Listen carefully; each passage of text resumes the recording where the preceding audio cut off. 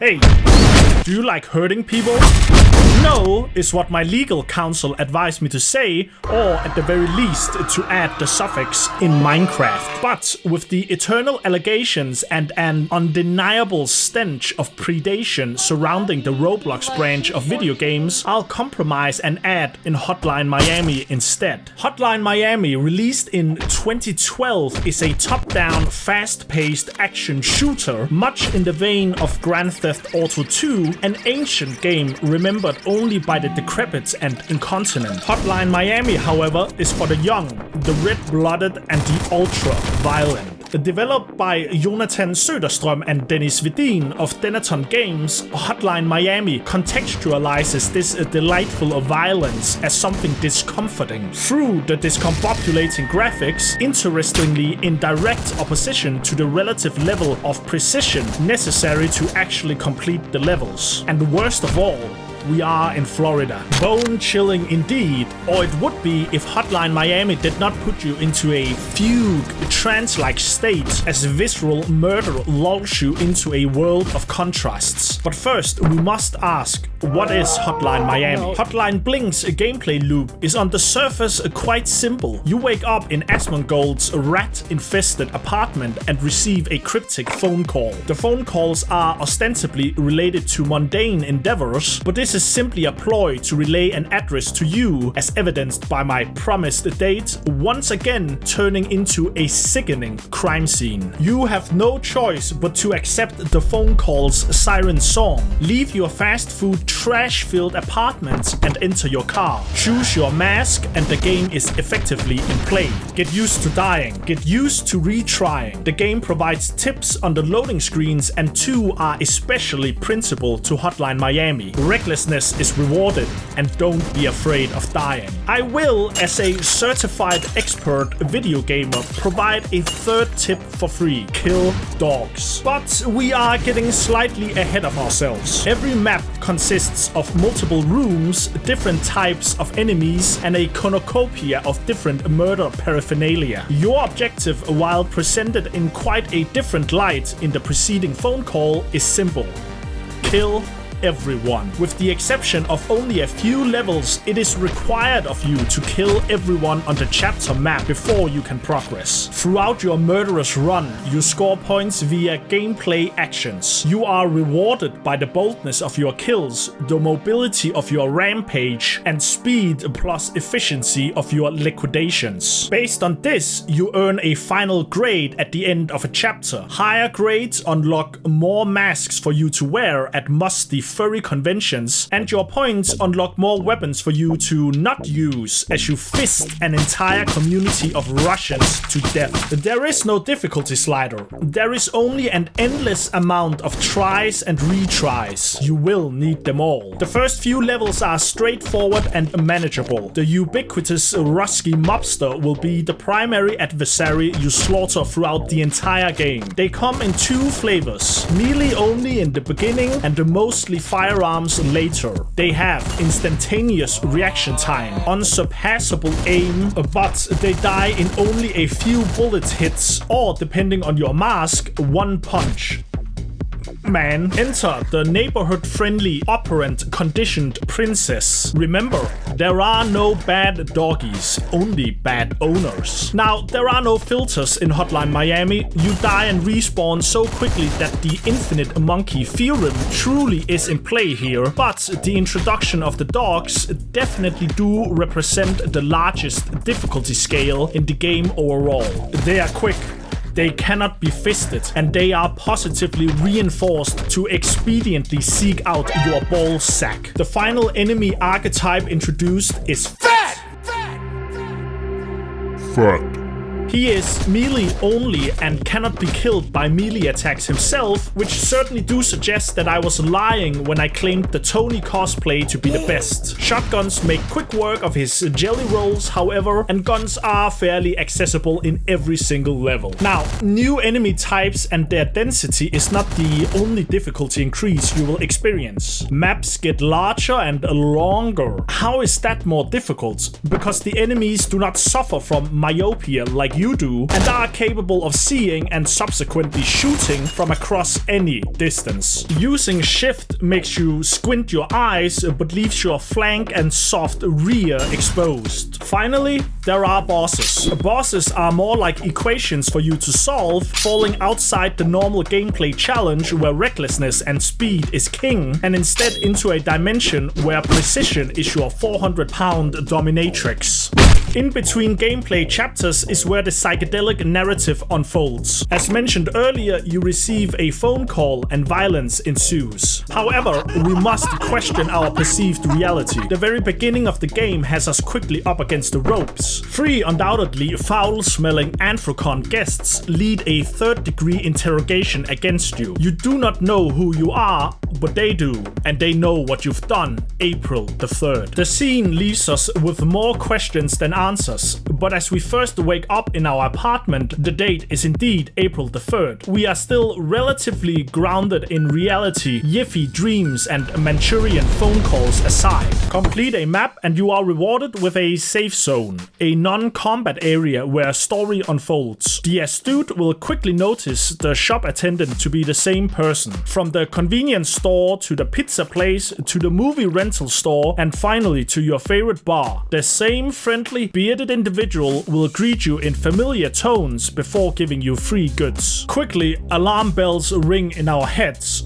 How can this single individual work all these jobs? Why is he present every single time we've just committed mass murder? And most reality-shattering, large retail companies strictly prohibit the distribution of complementary commodities, yet here we are. Every time we wake up for our phone call, our apartment becomes untidier and untidier. Pizza boxes stack on each other, garbage bags are left in the hall, and gum blood, presumably and mercifully hidden by the top-down perspective, soaks the very walls of our abode. This all changes when we rescue a girl from the clutches of an upstanding movie producer, the first boss of the game, and the first time we encountered the fat man archetype. As the days progress, the girl moves from the couch into the spare bed in the bedroom until our beds are finally and symbolically plus matrimonially pushed together. Consequently, our apartment starts becoming cleaner and cleaner. Trash is taken out, pink flowers are purchased, and the TV is removed from the bedroom and taken to the living room, perpetuating dangerous anti-male stereotypes that I, for one, simply will not stand for. Soon, you meet your three dream visitors again,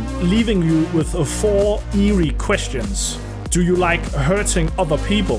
Who are leaving messages on your answering machine? Where are you right now? Why are we having this conversation? The phone calls never stop coming, and we never stop killing. Our sanity cracks further when you kill the biker, the second boss in the game. Now, dead and mutilated mobsters start showing up. Eerie scenes become more and more common, ranging from an empty bar, which, sure, it's a Tuesday, but this is Miami, come on now, to gored NPCs in your very apartment, interestingly enough, unmentioned by your girl. Even the shop attendant and Vietnam vet Johnny Sins straight up tells you that none of what is happening is real.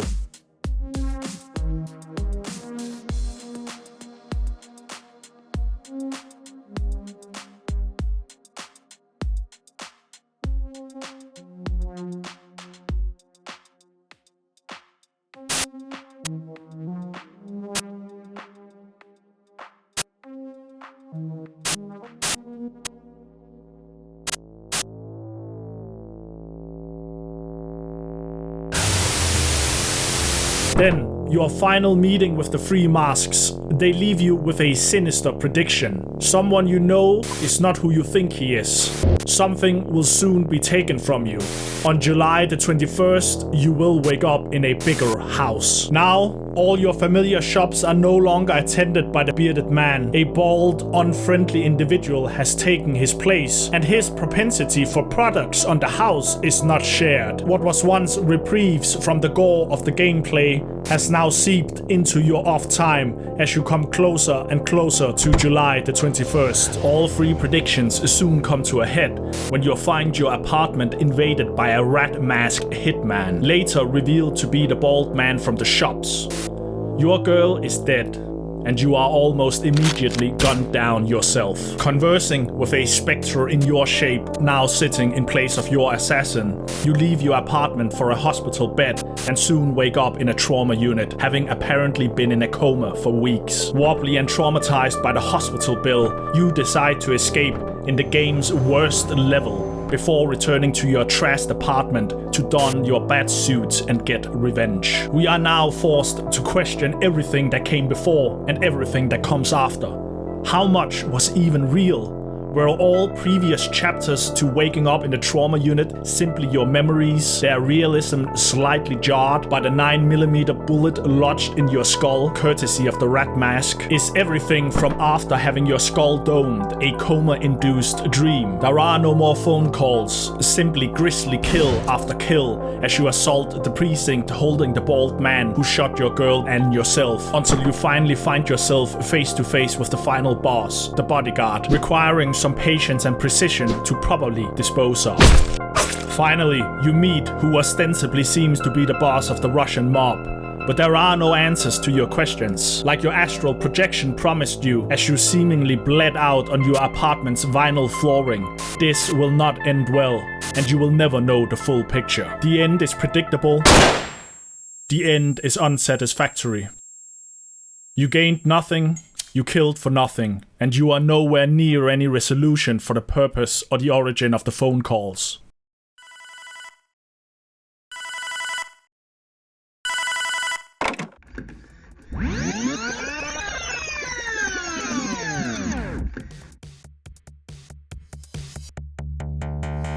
Welcome to the real beginning of the end of Hotline Miami.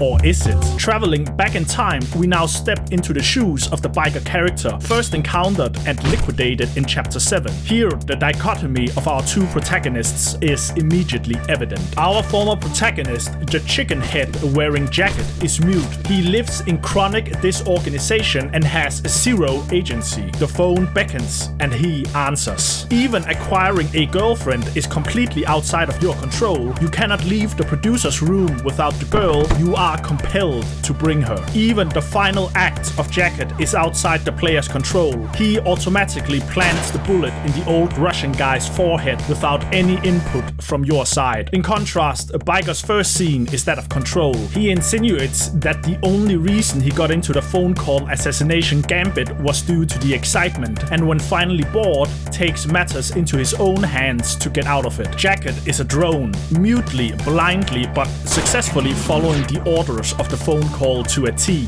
Does that sound like someone you know? But Biker attacks the problem head on, determined to get to the bottom of who is behind the phone calls, even going so far as to ignore their missions, something Jacket never does. In his apartment, the difference is monumentally apparent. Without the assistance of a girlfriend, his apartment is well kept and cool, and remains so throughout his run towards the end, avoiding the deteriorating state that manifested itself in Jacket's home. As Biker politely requests information from individuals related to the masterminds, he leaves witnesses alive, something Jacket was completely incapable of doing, the game compelling you to kill everyone before being allowed to progress. It is also following Biker where our perception of reality within the game is truly shattered. Assaulting a familiar looking map, we soon find ourselves face to face with our prior self. Jacket arrives, much like you did before the game's reality truly shattered in Chapter 7, but this time Biker, now the protagonist, disposes of Jacket easily. Is this what truly happened? Everything from when we were Jacket thinking we had bashed in Biker's head was all the dying synapses patching together a glitching narrative and a god-awful stealth map as we lay dying with a steak knife in our throat. There are no concrete answers, only interpretations. Even Biker's ending, finally coming face to face with the two masterminds behind the phone calls, provides little to no resolution depending on your status in solving a specific puzzle. The hidden ending, revealed by solving the puzzle and using the nearby Commodore 64, gives further insight into their insidious worldwide plans, but I prefer the normal ending. Here, the final showdown does put you face to face with the two masterminds as well, but there is absolutely zero resolution. Mockery and disdain is all that you get. and there is no conclusion. This is why Hotline Miami is truly a game of contrasts. In the words of the game's Swedish developer Jonathan Söderström, sorry, allow me. I've had some concerns with games that try to portray violence as a clean act that doesn't really have that much of an impact on the player. I feel that in a way it's a little bit irresponsible to portray it as something stylish, cool, or funny when it's really not. So we tried our best to make it look discomforting. Looking at the gameplay loop holistically, the die restart loop is difficult, reminiscent of an arcade game trying to suck coins out of your wallet. The wobbly camera is sickening and the violence is gratuitous. On their own, each part can be considered outdated, even by the ancient 2012 lenses, but the whole comes together into a very compelling package. The gameplay is hyper-violent, unmistakably so.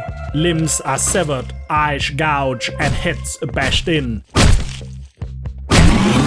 The faster you kill, the more brutal you are, the more points you earn. The gameplay loop conspicuously awards gratuitous murder by the player, seemingly contrary to the wishes of the developers. Your character throws up, his sanity slowly fracturing as you kill more and more, their faces haunting you in previously established non-combat zones. You are being made complicit in this, because you are being made to enjoy this. The game's very own mechanics are a mirror. Quick kills and quick deaths. There is futility in the struggle, even as you seemingly win and even grade well. An endless cavalcade of kills and deaths, taking you nowhere closer to understanding. What you do from here on won't serve any purpose.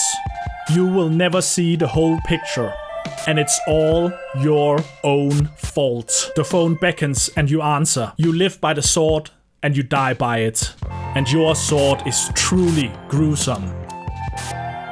But they were all scum anyway, weren't they? In Biker's ending, we see the phone masterminds for who they truly are. They are the developers, their visage akin to the typical Swede. Are the in-game characters insulting Biker, the character? Or are the developers taunting you, the player? What you do from here on won't serve any purpose. The who and why remain shrouded in ambiguity and mockery. Why would we need to justify our actions? You've done far worse things than we have, haven't you? Is the only available resolution impotent toddler rage, taking out our unresolved frustrations on the developer simulacra? They didn't kill, but you certainly did. Jacket never had agency beyond the phone and the subsequent sword. His motivation never revealed, and Biker was seemingly a willing and eager participant. If I apply my steak knife to their throats, am I simply not proving their point? You were warned about the consequences of progressing. I'm not here to give you any answers. Questions are all I have to offer a man like you. You did like the violence, or else you wouldn't have made it to the end of the game. You killed people simply because you were told to kill. Did you chase high scores, more creative ways of killing? At the end of Hotline Miami, the banality of violence is truly reflected back onto you. Violence in video games is culturally normalized, an unremarkable backdrop to narratives of every make and kind. We are psychologically inert. The only way for kills to break the desensitization is to scale them. More gruesome, more rewarding. In Hotline Miami, violence is made remarkable again. The discomfort of the gore and our breaking sanity next to the banality of the high scores and the grading. We are constantly rewarded for our fidelity and reminded of its senselessness. Are we, Jacket, killing at only the slightest instruction to fill the void, or are we Biker? On one hand, seeking out the excitement of violence, and on the other, raging at the structures surrounding us, demanding meaning for it all. Does Hotline Miami posit that it's irrelevant? Both characters are awarded no resolution, no conclusion, no matter how much they kill and for what reason. No, I conclude that the central thesis of Hotline Miami is that Florida is an unmitigated dump and you cannot prove otherwise.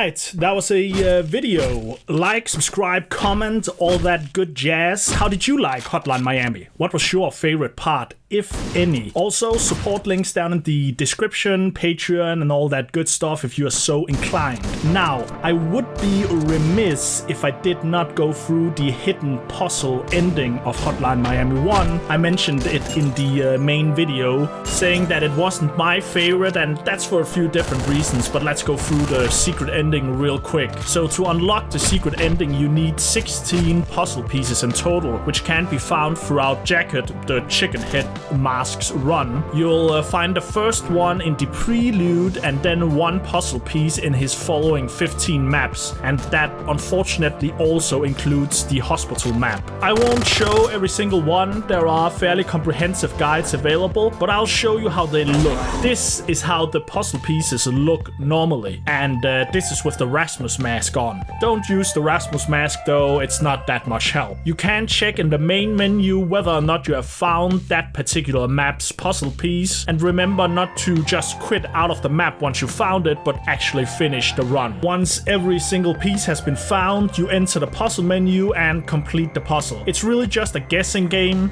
The letter will stick and light up once you place it correctly, so it's not like it requires any skill or particular knowledge you would have gained from playing the game with your third eye open. I guess it's one of the reasons why I don't gel that much with the ending. I'm not much for secret collection in general, and just placing letters until they stick and form the title of a Bruce Springsteen song, it feels, like a little bit of a cop-out. But then, what's even more of a cop-out is the fact that DivKid is the one who collects the letters and solves the puzzles, but Biker is the one who somehow knows the password, which the two Jannies even mention when you confront them after absolutely master hacking their goon system. Biker just kinda brushes it away by saying he used a bit of magic, which, sure, Hotline Miami is already making me feel like we are bad tripping through the entirety of the game, so whatever. I'm showing the full secret Janny convo right now, and it's quite different from the normal mocking ending,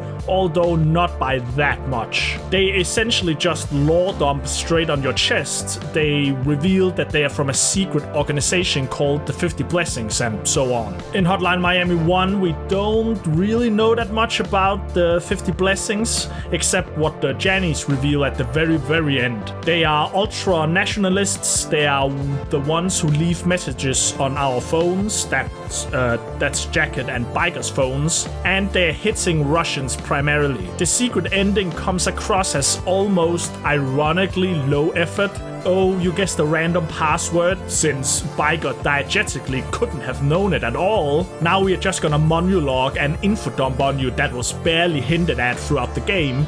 Feel satisfied with the conclusion yet? They dislike something called the Russo-American Coalition, but it's never explored much further than that. I prefer the normal ending, so to speak, because it feels so bleak. You spend 4 or 5 hours brutally dicing up mobsters, your grasp on reality slips further and further, and I'm sitting there just waiting for the grand reveal. Who's leaving the phone messages? Who are we killing? Why are we killing? Is DivKid or Biker's timeline the real one? And then we just get verbally and wetly slapped in the face by 2 Swedish jack-offs. They did it for fun. They did it for the money. It doesn't matter. You're completely inconsequential. You're just a damn tool. And I quite enjoy that whiplash from usually feeling like the hero to just being a psycho who kills because his appliances tells him to. I can definitely see how it comes across as a bit cheap, or how it comes across as own fart-smellingly pseudo-intellectually smarter than you. And I have to be careful myself, glass houses and all that.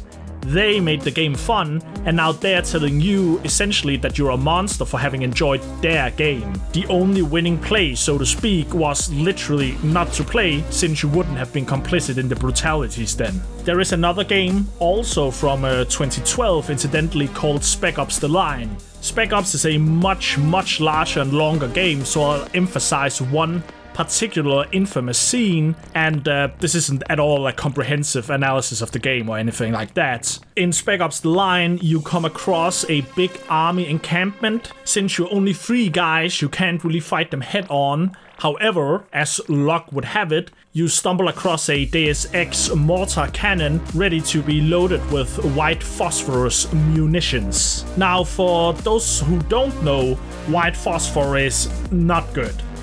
It's quite bad. It's hecking unwholesome, but you don't have a choice, right?